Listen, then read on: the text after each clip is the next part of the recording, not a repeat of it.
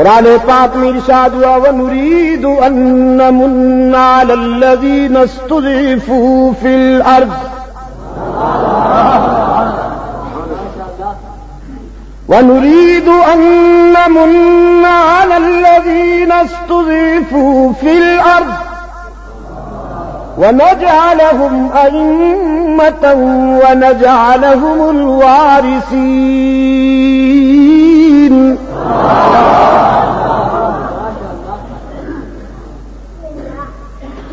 ہماری رحمت نے یہ گوارا نہ کیا کہ ہم اپنے بندوں کو دیر تک ظلم کی چکی میں پسنے دیں.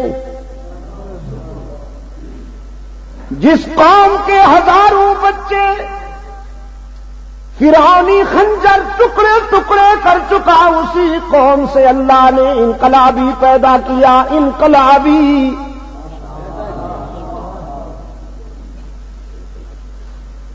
موسیٰ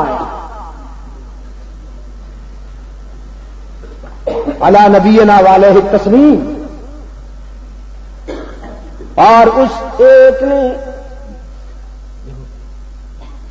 ایک نے وہ کام کر دیا کہ جو اربوں افراد پہ مشتمل قوم بھی نہ کر سکتی. فرعون کی آنکھوں میں آنکھیں ڈال کر موسیٰ علیہ السلام نے سچائی کا پرچم روشن کیا، سچائی کا پرچم بلند کیا، صداقت کا چراغ روشن کیا.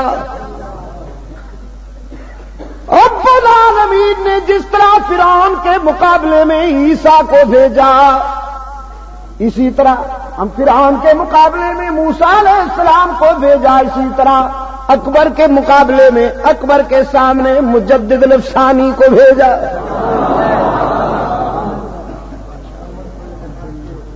شیخ احمد آئے اور انہوں نے واضح کر دیا یہ سارے ملا تیری ہاں میں ہاں ملائیں، لیکن میں کبھی جھوٹ کو سچ نہیں مانوں گا، ظلم کو انصاف نہیں مانوں گا، تاریکی کو روشنی نہیں مانوں گا.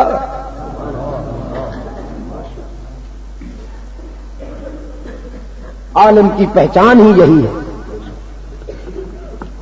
کہ جس کی ٹھوکر پر نچھاور افسری و سروری، جس کی ٹھوکر پر نچھاور افسری و سروری، سر سے پا تک اتباع سنت پیغمبری.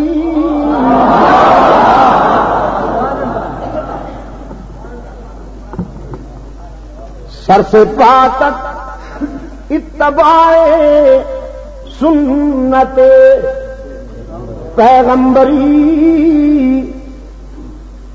جو ہو مستغنی عنایات وزیر و شاہ سے، جو ہو مستغنی عنایات وزیر و شاہ سے، جس کی امیدیں ہوں وابستہ فقط اللہ سے.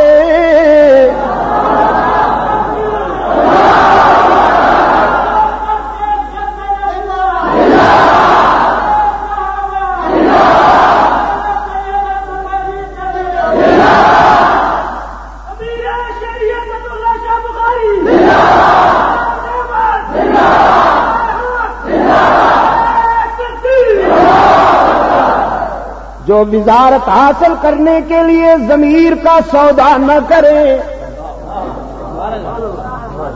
جو وزارت حاصل کرنے کے لیے ضمیر کو بازار کی جنس نہ بنائے، بلکہ ضمیر کی آبرو کی حفاظت کے لیے وزارت کو ٹھوکر لگائے.